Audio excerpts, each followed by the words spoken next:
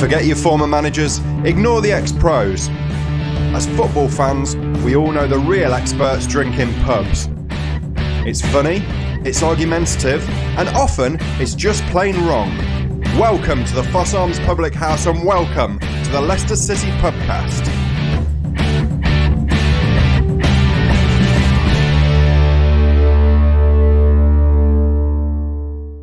Good evening, everyone. Welcome to a very proud Foss Arms. Here we are with the FA Cup on the shelf right above our table tonight. I'm here tonight with Killer. Good evening.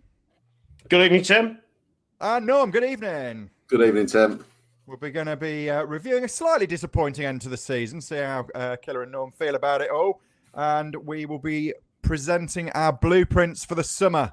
What do Leicester City need to do over the next 3 months to make sure we're in even better shape next year? And then our very own Leicester City Pubcast awards for the season. But first of all, I think I'm going to call myself Dr. Tim and check in with my two patients, Killer and Norm, and see how you're both feeling. I, for one, feel absolutely fine. I think we had our utopia when the FA Cup was won, and we went into these games probably as unfavoured to get into the Champions League, which is in effect what happened. But Killer, for me, it was all made okay because Leicester City once again wear white shorts. Yeah, there is that. I'm like you. I'm still on cloud nine from the FA Cup. I don't think I'm going to be getting off it for the next 2 or 3 years now. And to some extent, yeah, it's a wee bit disappointing with the Champions League. But here's the best way I can put this, really. There isn't a Leicester City fan in the country that wouldn't an FA Cup win and fifth in the table. I think we're all agreed with that, are we not? We would have accepted that, right? Okay. At the beginning of the season, yeah. At the beginning of the season, but the thing is, Norm, you can't then not accept it. I don't think you can turn round having accepted it and then turn round and go, oh, actually, I don't think. Having accepted it, you would have to say, well, if you're going to finish fifth, there's probably going to be a good chance that you were very close to finishing fourth. Because that's what fifth place is all about, isn't it? It probably means you're going to finish. But now, at that stage then, you've just got to turn around and go, it's fair enough. I actually thought Leicester City would finish sixth or seventh this season. So I'm happy with fifth. And no caveat. There is no caveat along the lines of, we blew it. Should have got through. We had the opportunity to beat Spurs with Chelsea losing and stuff. No. The same rule applies. I would have accepted fifth and I got fifth. End of story. The other thing I would say about it, because I am looking at this positively, we don't have a champion. We do not have a Champions League squad, and I'm not convinced that given the fact that our chair brilliant and has probably had the butt end of about 3 billion wiped off his business during COVID.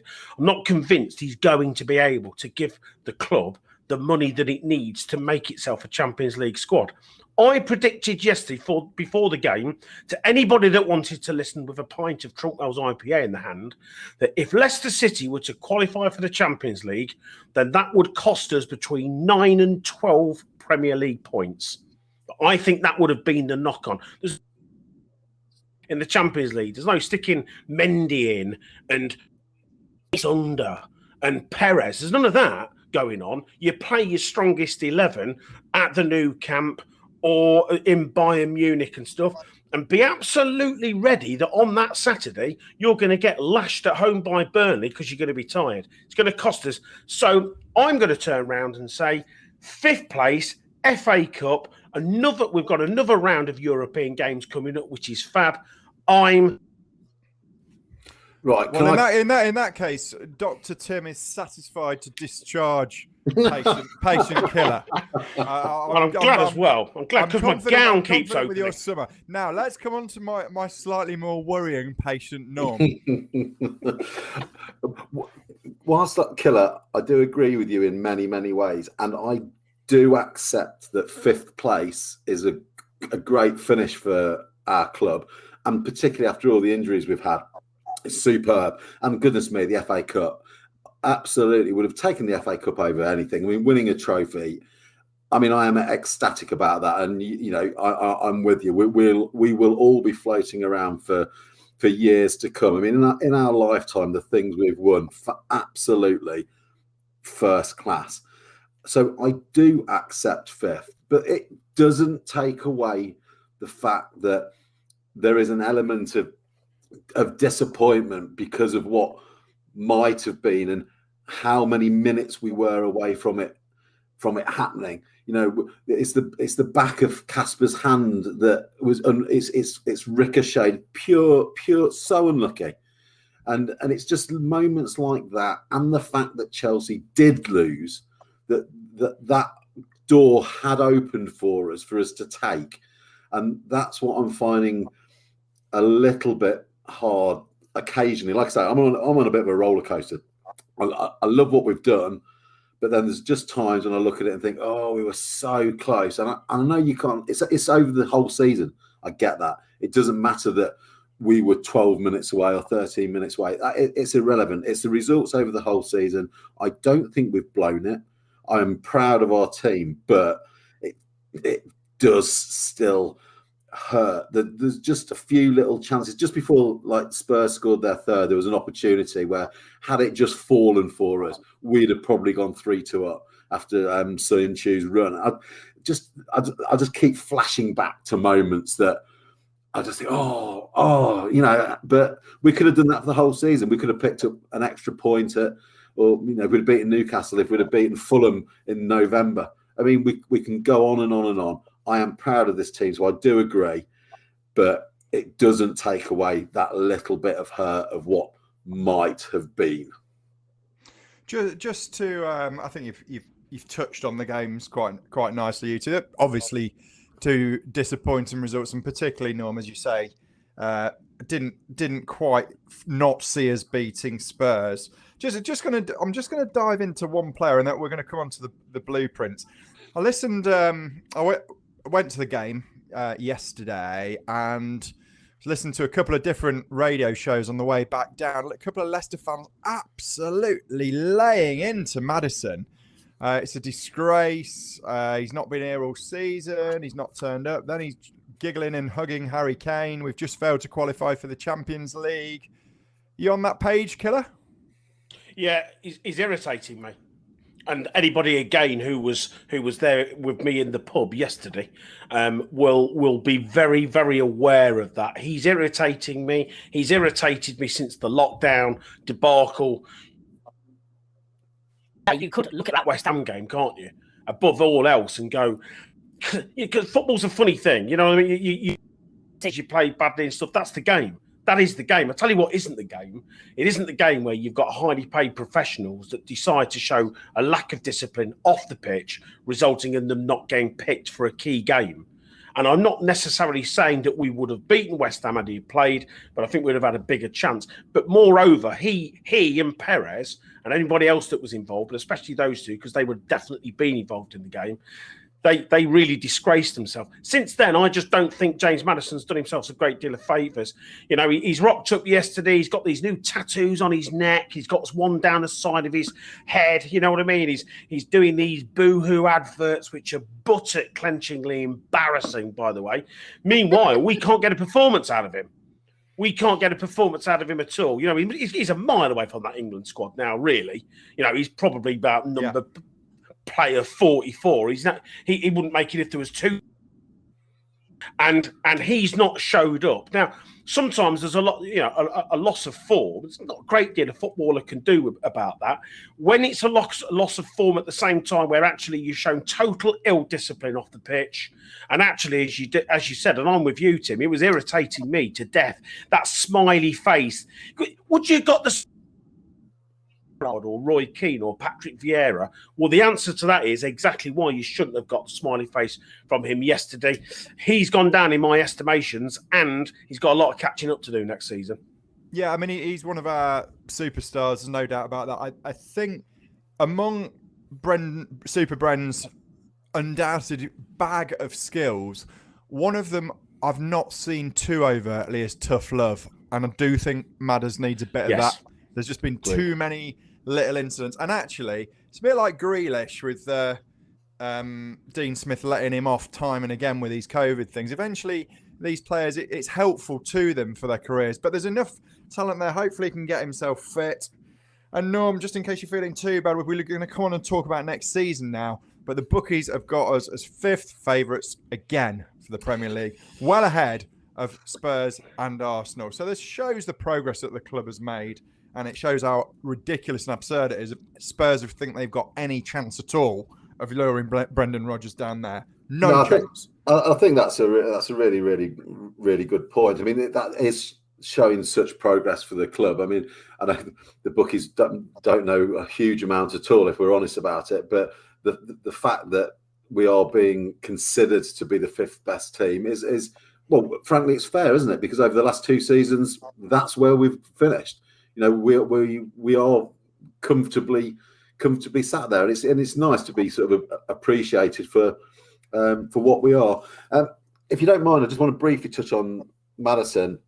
You think back a few shows ago, probably quite a few shows ago, time does fly, how we were having a discussion as to who we could afford to lose, like Maddison or Tielemans, and we were a bit divided at the time. I think it's fair to say now that we would all be very much on the back of we must keep hold of Europe, and if Maddison, you know, without any doubt. No, you two made the argument very, very well at the time, and I went the other way, and I will give you that one. No question about it. Let's come on to Blueprint. So rules for this, listeners, were that we just challenged ourselves. What does the club need to do over the summer? The only rules that we said was you had a bit more money if you're in the Champions League, and where we've ended up in the Europa League, you were given 10 million, which might seem a bit light, but the reasoning behind that, Killer's already mentioned it earlier in the show tonight, is that King Power are probably as badly hit financially as any owners, I would imagine. Not too many people flying into Thailand over the last year. And we're therefore assuming there's not a lot of money. They do tend to sell a player as well. So we've said you've got 10 million budget. The rest of the budget you've got to put together yourselves. And we're going to literally do about a minute's presentation each, bit of a Q&A each, and then see how it goes. So, Killer, do you want to kick us off? Yeah, I'd have a bit of a clear out. I think some players in this squad that just aren't good enough, and I think we need to start making tough decisions, a bit of tough love this summer. So I'm going to go for a bit of a clear out. Players that I'm going to get rid of: Daniel Amati, Gazelle, obviously, if you can offload him. Hamza Chowdhury, I think it's time we moved him on. Controversially, but I don't think he's good enough, Dennis Pratt. A player I'll be really glad to see the back end of is Iosi Perez, who I don't think is good enough. And I think is obviously somebody that's never going to cut it. I've estimated that will bring in between 60 and 65 million, he says, rather optimistically. But actually, there's a few players in there. Well, there's a few. Look, Hamza Chowdhury will go for 12. You think 12? You know, yeah, I do. Well, it's Premier League players. Paul Merson said on Soccer Saturday, and he's quite right. A Premier League player that's worth less than 40, he's got to ask himself what he's doing. Pratt, I think I'll get 15 for. Perez, I think you'll get 15 for. Amati, I think you might get 5, etc., etc. 60 million. What we'll do with that is so.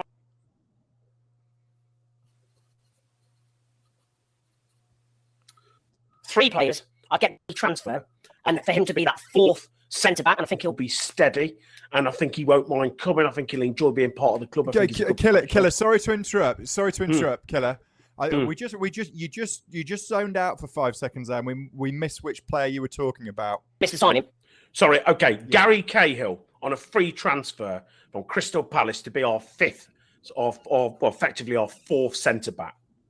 Okay, and then I'll go for 2 big signings. Buendia at Norwich, and I'm going to go for Michael Elise at Reading, and I think you'll pick those 2 up for about 60 million. Right, Norm, what's your reaction to that?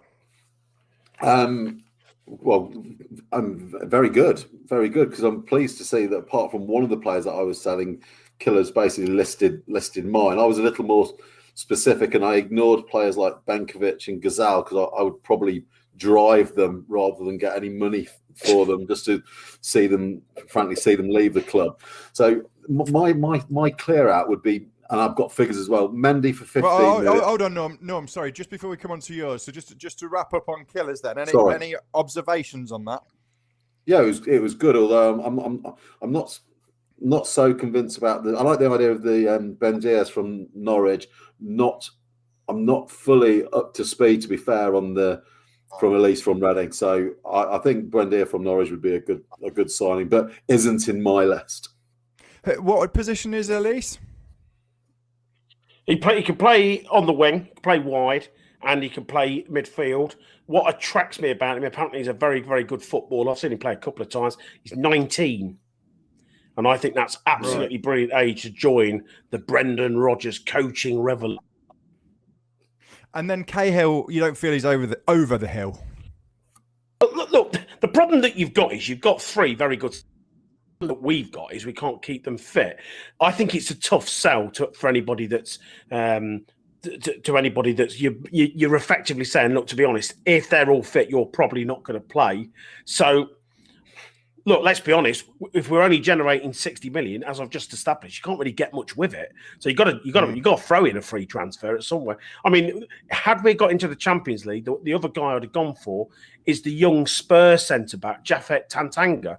I think it's a really good player. It seems to be overlooked at this stage. Yeah, he's the one, but we haven't got the Champions League money, so I'm afraid we're back at the bargain bucket, and Gary Cahill's in there. And Buendia is a attacking midfielder, isn't he? Really? So you haven't got a striker? No. So I think that's position A for me. Why do you think we don't need a striker? Because I think we've shown we haven't got a 10. Buendia plays that 10 role. I just don't think we've got it at all. So I think Buendia just gives us that attacking option. Tim, I'm not saying we don't need a striker. What worries the numbers, and you start working it all out, is you've got to think to yourself, what do we need more? Do we need another 10 or do we need another striker? We've got 2 strikers. We've only got 1 10. I think it answers. Yeah, I think I'd challenge that, because I think, I mean, you're talking about selling Pratt, which I wouldn't do. And I would then say we've got enough midfield cover if we've only got one position. I mean, Vardy, you have to believe he's going to have time out injured again. And I mean, we've seen 2 absolutely shocking performances in the last 2 games again from Iheanacho, unfortunately. I just think without getting cover for Vardy, I've thought that for 2 years. I think it's the big red flashing thing of the season just going wrong if we don't replace him.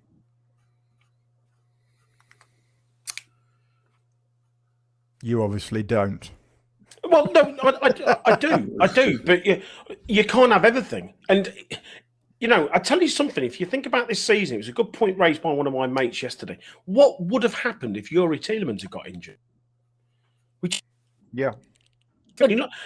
Pratt's one of these guys. When he comes in, he and go, oh, I'm starting to see things that kind of excite. Yeah, you are quite right about the 9, but I'm still going to work on the basis. Look, Iheanacho's had 2 really, really poor games, but let me just close the Iheanacho argument with this: goals in 17 games. He's entitled to a bad game, isn't he? 16 goals in 17 games is phenomenal. That run was phenomenal. Go on then, Norm. Let's see if you can.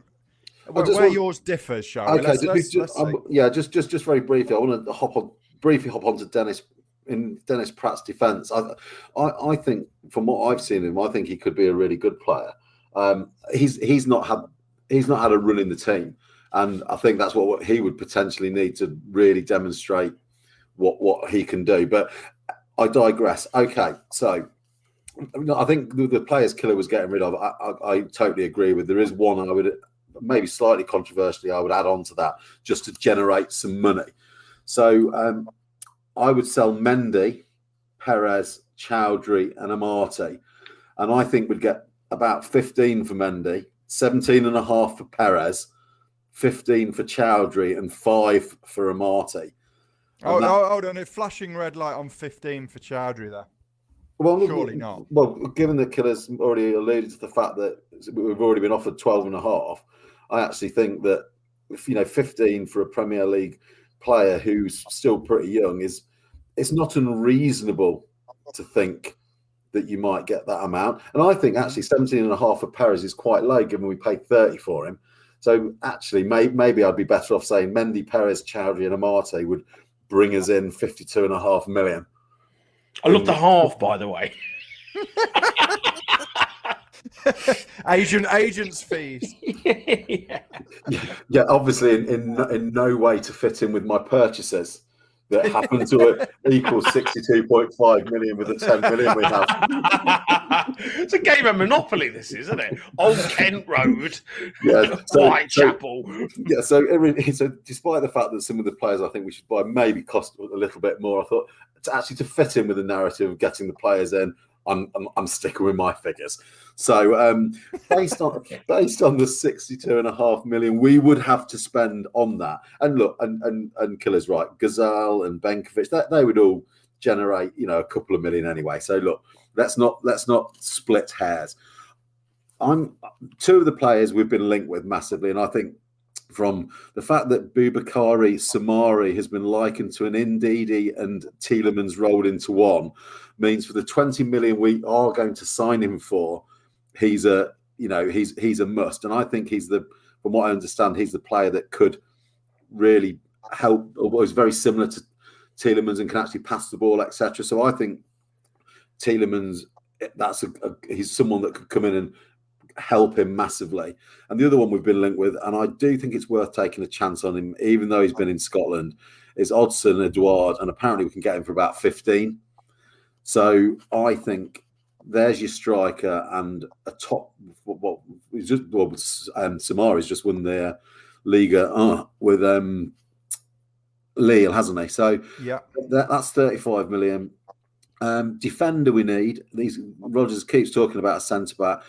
We were linked with Westergaard at Southampton, and I wasn't very happy with that earlier on this season. But he's had a very, very good season for Southampton, and I think we'd pick him up for about 10 million.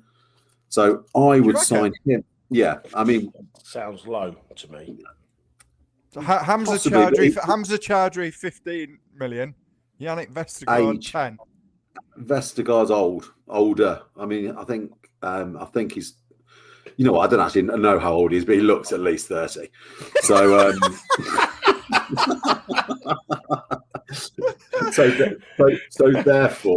therefore, I think that we'd get him for around that, maybe a little bit more. But look, we might have sold some more players for a little bit more. But come on, he's at a hard paper round. He's only 28.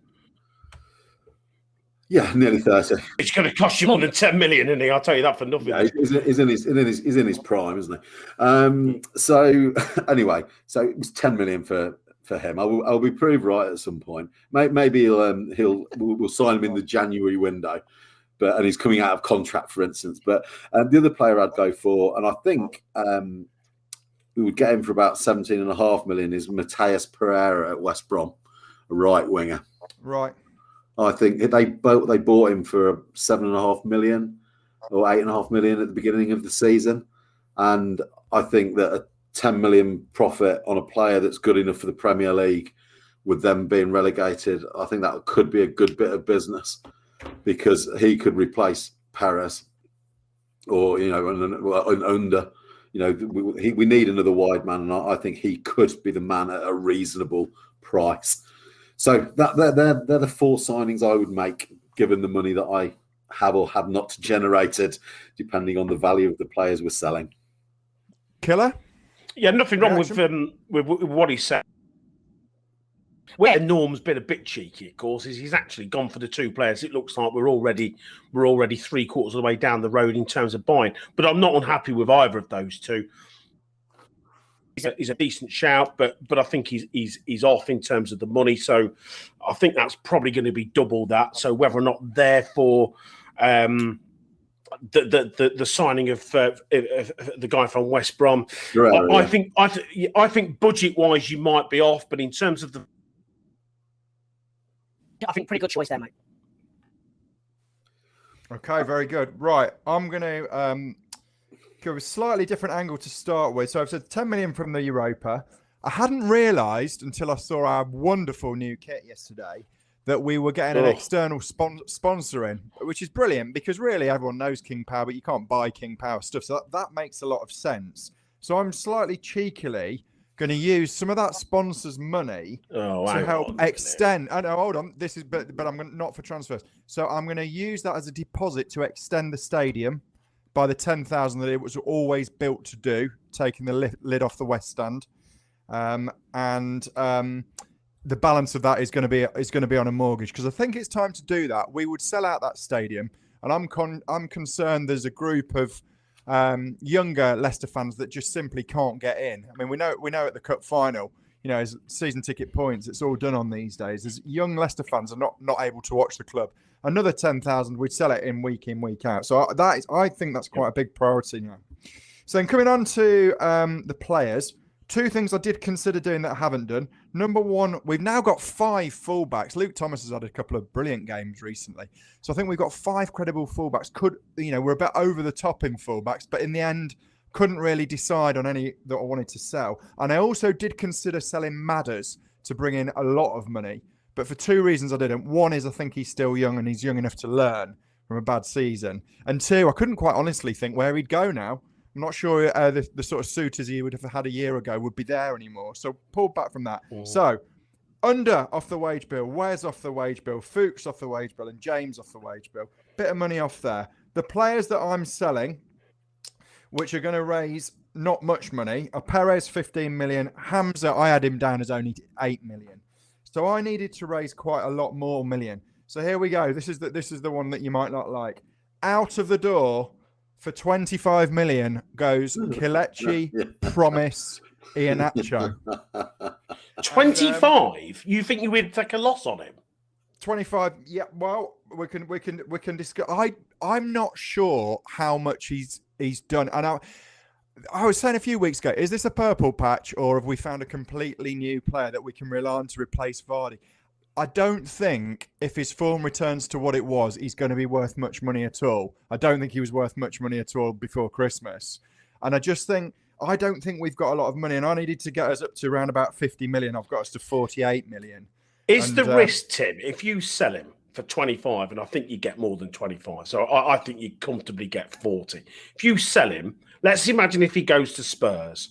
What on earth is going to happen if he goes on and wins Golden Boot next season? As a manager, mate, you would get absolutely lynched. It would be like Kevin Keegan sold Andy Cole. Absolutely hung out to dry. Yeah, but it might be like when Torres moved and he looked like half the player he was. He doesn't. I'm not convinced. I'm just not convinced. I'm not. By the way, I'm not, but I think it would be a risk. I'm absolutely, Tim. I'm absolutely with you 100%. And I considered selling basically cashing in on a very good goal scoring record at the end of the season. But ultimately, I think by playing him, he has cost us. He scored lots of goals, but we haven't got a huge amount of points compared to when he wasn't playing. Now, and if goodness me, Killer, if we could get 40 million for him, I would snap your hand off. If someone offered us 40 million, he's out the door. 100. Yeah. But so I think the jury's out. A bit like Maddison, but not quite like Maddison. I think Maddison's got more chance of doing well. Well, Spurs have been as a replacement for Harry Kane, and they've been quoted. Yeah, but he looks the business. He's looked the business. Yeah, but he hasn't scored any more or less goals than Iheanacho.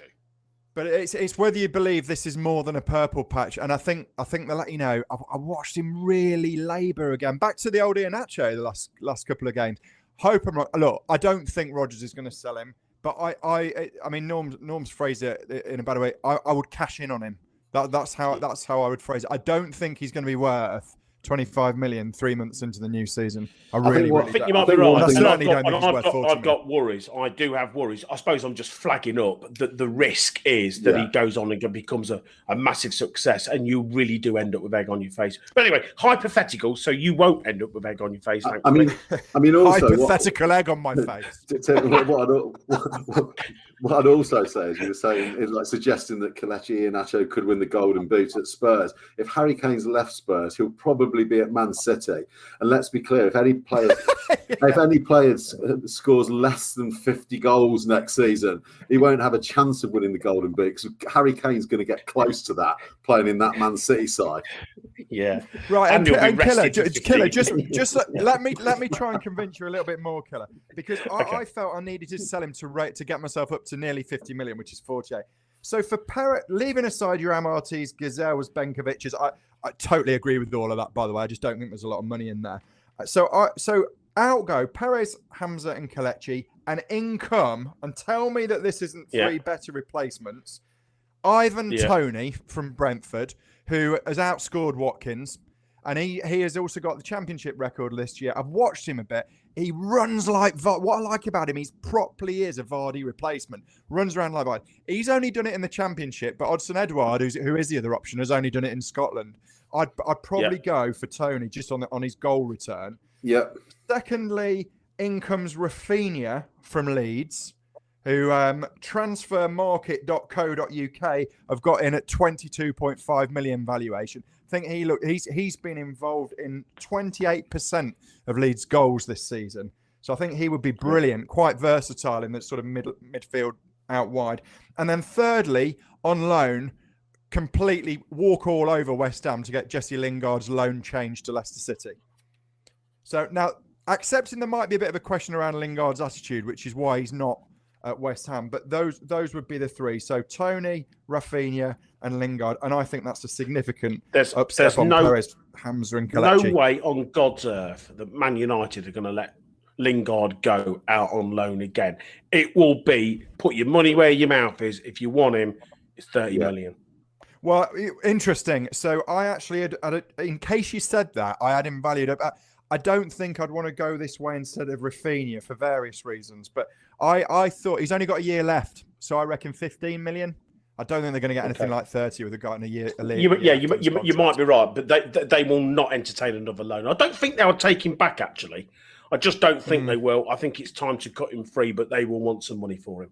I believe he's intimated he doesn't want to stay at West Ham. So really? I think you know, if he's not, that's gratitude for you, isn't it? Yeah, well, I don't quote me. There was something in the press yesterday saying he's into. But if you think about it, West Ham have had a good season. If he's not good enough for Man U, and he doesn't see himself as low down as West Ham, then I think we'd be right in the ballpark for that. Okay, interesting. I didn't resolve the defensive one. I must admit, I think you're on the right lines trying to cover the defense. Couldn't quite work out. Maybe Cahill's not a bad shout for that one. Well, look, based on what you just said, Cahill or anybody of his ilk, if you can pick them up for free. I like the Ivan Toney suggestion. I agree. I've watched him play a few times. Some people have questioned his attitude during his younger days, but I don't think you can harp on about that too much, because a footballer's about what he's about now. If he's learnt about that and he looks to me to be totally switched on and up for the games, I think that's a good signing. And the guy from Leeds, again, you know what I do like about Bielsa and Leeds is he gets them playing that would be very comfortable down here with us. So I think anybody from Leeds out of those first team 11 would fit in quite nicely. Yeah, good shout. I think some really good choices there. I mean, I appreciate I cheated a little bit in as much as selected a couple of players that we are interested in, but given that it was like who we were probably going to be signing or we'd like to sign, I thought that it'd be reasonable to include them, given that we wouldn't be able to afford anyone else if we bought them. But another thing as well, my favourite player of all those names actually is probably Gary Cahill.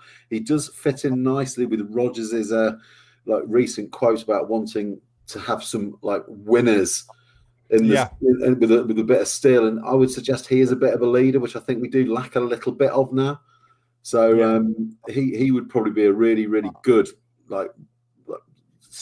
player to sign up for free at the back, and I'm sure he'd come.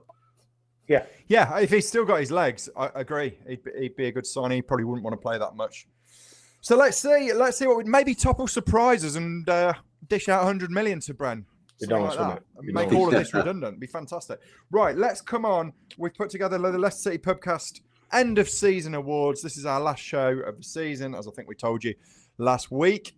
So we've put together our Leicester City Pubcast awards. 5 different categories and then 1 special award. So let's kick off. Killer, your best league goal. We'll keep these fairly brief, unless people want to comment. But best league goal, Killer. Yeah, I'm going to go for James Maddison.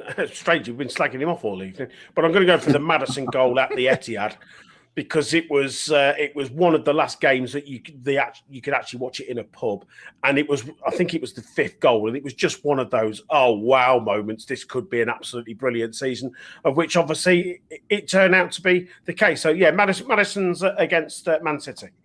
Norm, I went for Lecce Iheanacho's equaliser against Burnley. I remember Vardy winning goal of the season a couple of years ago for an over-the-shoulder volley, and Iheanacho did the same. So I thought that was an outstanding bit of skill from the young lad. And I went for him as well. That's why I'm selling him. Most improved player, Norm. Well, in my mind, I've changed this to most improved goal scorer. So Iheanacho has won another award, even though we're all kind of semi-happy to sell him. Any player that hasn't scored many goals and then scores as many as he has done has got to be the most improved player. You know, he's kept us where we are and helped us win that FA Cup. So Iheanacho. And I've got Iheanacho as well, and that is genuinely why I'm selling him, to try and cash in on him. Killer, are you going with anyone else? Yeah, I am. Yeah, I'm going to. I think up to his injury, he went from being a fringe player at Leicester City to somebody that he would probably been in the England Euro squad. Yeah, very good point. And I reckon, we've been decimated by injuries. Forget what Klopp got whinging on about. By the way, we've had more central defensive partnerships than them.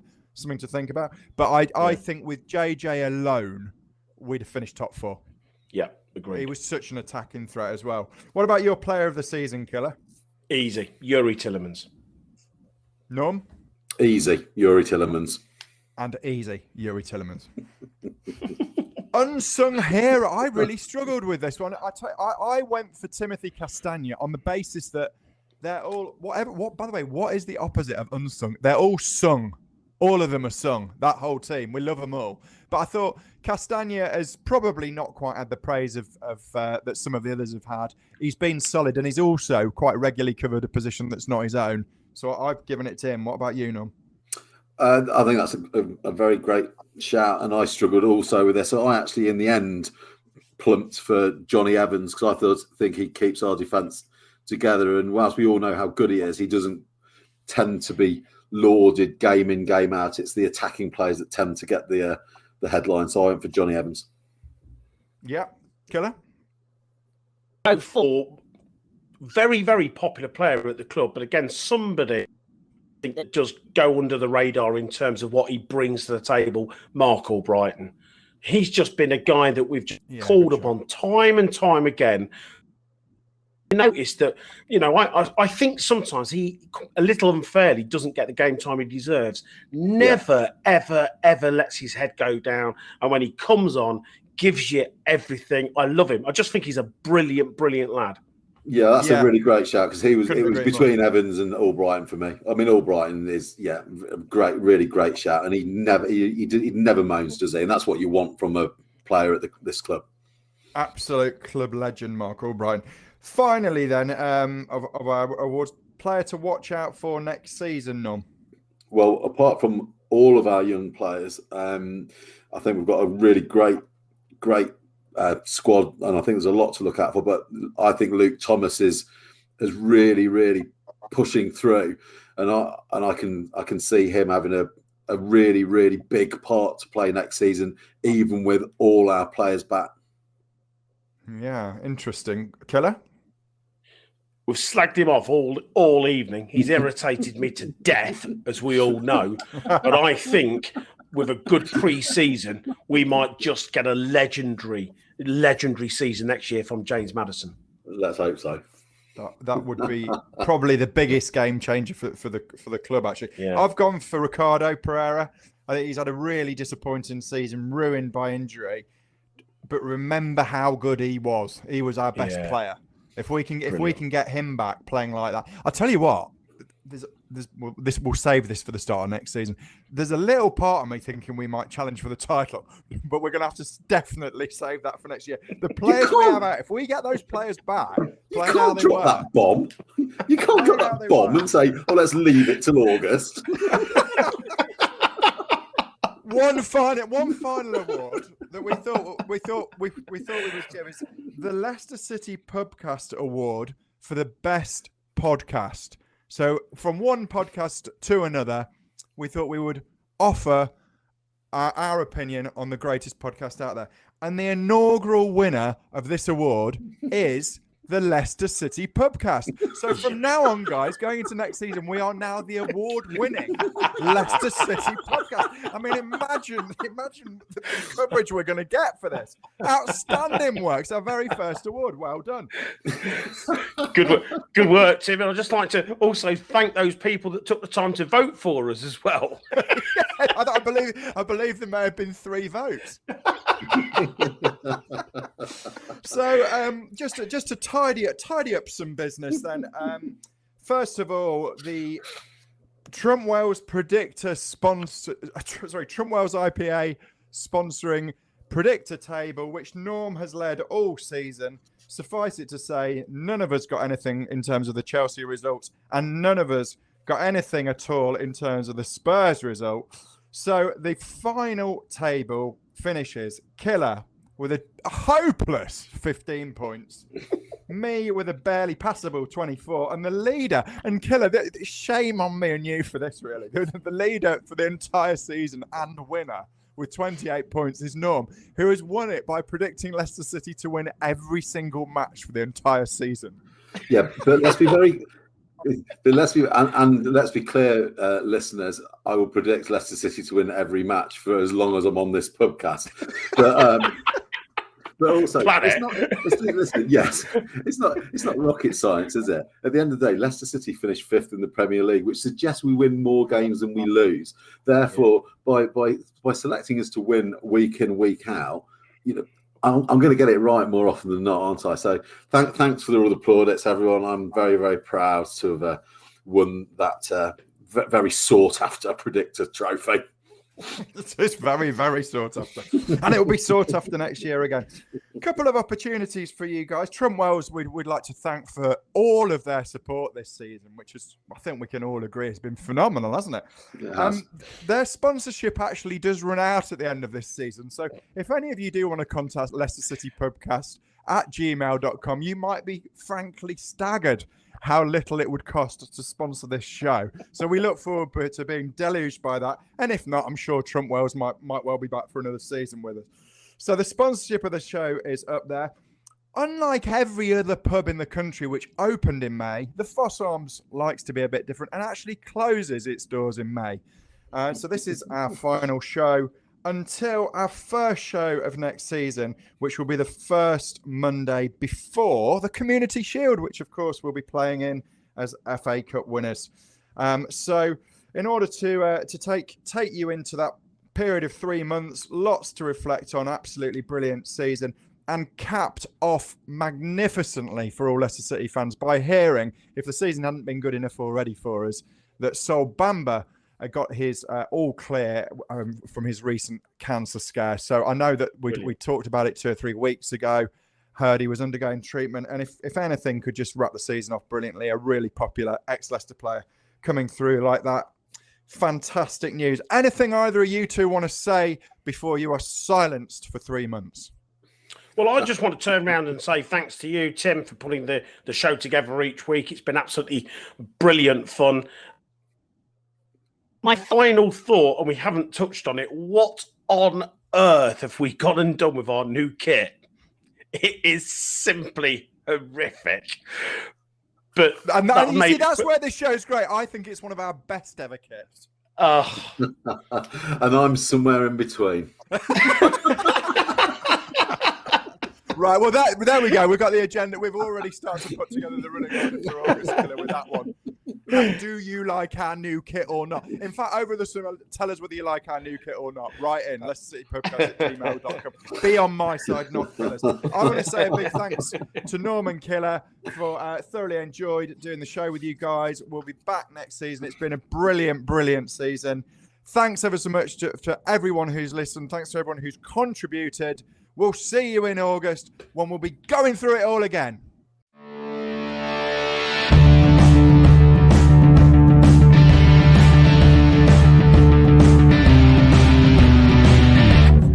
Thanks for listening, everyone. If you enjoyed the Leicester City Pubcast, please subscribe and tell everyone about it. If you hated the Leicester City Pubcast, please keep it to yourselves. See you next week.